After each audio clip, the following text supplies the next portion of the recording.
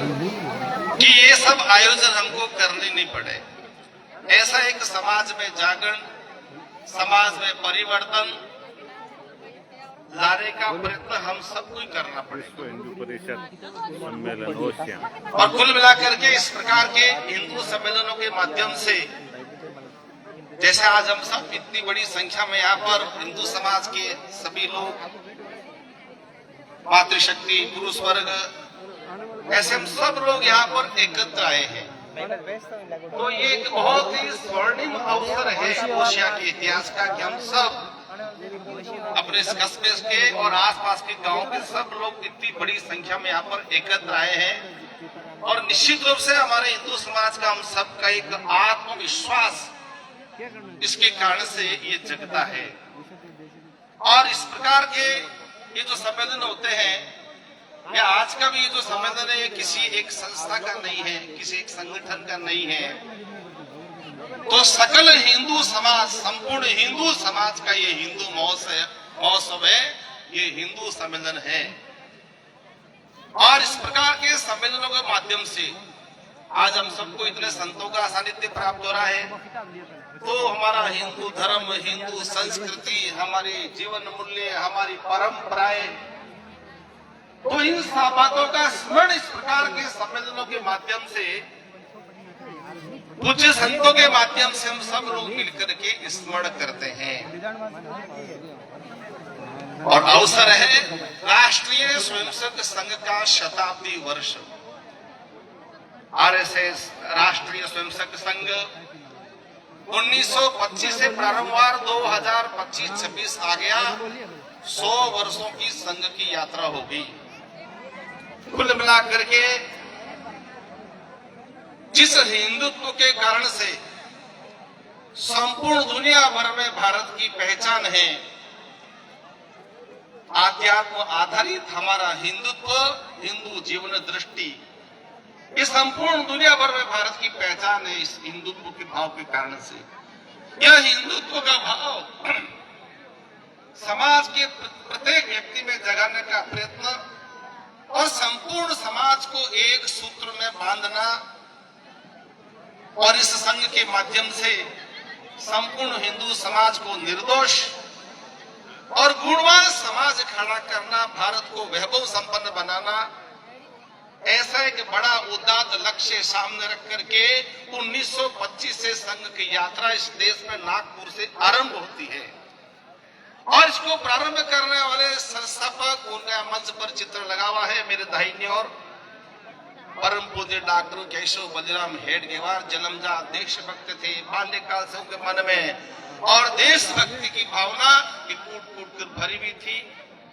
वो जब बाल्यावस्था में थे तो देखते थे, और सीतामढ़ी के किले पर ये यूनियन जैक क्यों है, ये गुलामी का प्रतीक है। उस यूनियन जैक को उतारने के लिए एक गुफा के माध्यम से हमारा परम पवित्र भगवा ध्वज लगना चाहिए, ये यूनियन जैक उतरना चाहिए। कार्य बड़ा कठिन था, असंभव था, लेकिन भावना कितनी पवित्र थी।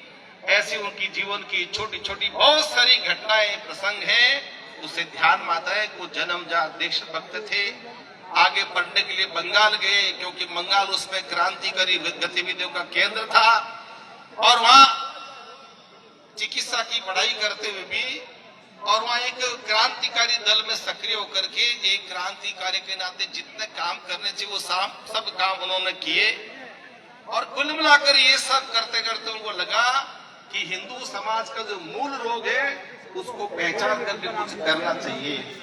स्वामी विवेकानंद जी ने भारतीय समाज से 3 बातें कही थी। पहली बात, भारतीय समाज को ये पाश्चात्य देशों से संगठन क्या होता है सीखना चाहिए। समाज में कोई ना कोई व्यक्ति निर्माण की पद्धति विकसित करनी चाहिए। और तीसरा कहा, आने वाले 100 वर्षों के लिए सभी देवी देवताओं को भूल करके एकमात्र भारत माता की आराधना करो। स्वामी विवेकानंद जी के द्वारा कही गई 3 बातें हैं, ये वर्तमान संघ कार्य का एक प्रकार से मूल रूप है। आज हम देखते हैं अटक से कटक तक, कश्मीर से कन्याकुमारी तक संपूर्ण देश भर में राष्ट्रीय स्वयंसेवक संघ की शाखा लगती है। लगभग 83,000 से अधिक शाखाएं ये देश भर के लगभग 55-56 हजार गाँव में कस्बों में शहरों में ये नित्य प्रति शाखा लगती है। कुल मिला करके इस शाखा में कोई आ सकता है। शाखा के माध्यम से संघ व्यक्ति निर्माण का कार्य 100 वर्षों से कर रहा है। व्यक्ति निर्माण से राष्ट्र निर्माण का कार्य ये संघ 100 वर्षों से कर रहा है। शाखा में व्यक्ति को लाओ और शाखा में होने वाली शादी कार्यक्रम बौद्धिक कार्यक्रमों के माध्यम से आने वाले व्यक्ति को चरित्रवान बनाना, उसको संस्कारवान बनाना, उसके मन में देशभक्ति का भाव बनाना, उसको अच्छा एक देशभक्त नागरिक बनाना, ताकि वो समाज में जाकर के अच्छे अच्छे काम कर सके। और आज हम देख रहे हैं ऐसे 36 से अधिक प्रकार के कार्य संगठन समाज के विभिन्न क्षेत्रों में काम कर रहे हैं। चाहे वो सामाजिक क्षेत्र है, चाहे वो धार्मिक क्षेत्र है, चाहे वो शिक्षा का क्षेत्र है, चाहे सेवा का क्षेत्र है, चाहे सीमावर्ती क्षेत्र है, चाहे जनजाति क्षेत्र है, ऐसे समाज जीवन के सब क्षेत्रों में स्वयंसेवक आज कार्य कर रहे हैं। लगभग 1.25 लाख से अधिक शिक्षा के, स्वास्थ्य के, स्वच्छता के सेवा के काम ये आज स्वयंसेवक कर रहे हैं। ऐसा ही 100 वर्षों में व्यापक स्वरूप संघ का छड़ा हुआ है। संघ एक ही काम करता है, अच्छे और देशभक्त नागरिक तैयार करो और अच्छे देशभक्त नागरिक जितने अधिक तैयार होंगे हमारा समाज का वातावरण ये बहुत अच्छा बनेगा। 100 वर्षों की संघ की यात्रा ये कोई कम नहीं होगी। किसी भी संस्था, किसी भी संगठन के लिए ये 100 वर्ष का समय कम नहीं होता है। अनेक प्रकार के उतार चढ़ाव, उपेक्षा, उत्सव में से राष्ट्रीय स्वयंसेवक संघ निकल करके आज 2025 और आज हम देख रहे हैं आज राष्ट्रीय स्वयंसेवक संघ यानी एक सांस्कृतिक प्रवाह के रूप में संघ एक स्वीकार्य कार्य ये आज हो गया। देश का नहीं, दुनिया का सबसे बड़ा सामाजिक स्वयंसेवी देशभक्त और सेवा का भाव लेकर चलने वाला राष्ट्रीय स्वयंसेवक संघ एकमात्र संगठन है। और ये जो संघ की 100 वर्षों की यात्रा है, ये जो साधना है, तो उसका भी एक परिणाम आज हम सब लोग देख ही रहे हैं।